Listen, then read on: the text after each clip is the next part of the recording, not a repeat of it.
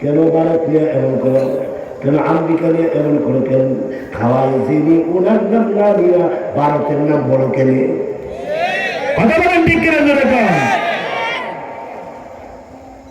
দ্বিপ্রহরে, আকাশের সূর্যের দ্বিপ্রহরে অ্যাডভোকেট সাইফুল ইসলাম আলিফকে সরাসরি দিনের সূর্যের আলোতে তাকে জীবিত জবাই করছে, জীবিত টুকরা টুকরা করেছে সেই ইসকন হিন্দু জঙ্গি গোষ্ঠী। আপনি বসে রয়েছেন, আপনার ভিতরে একটু লাগলো না?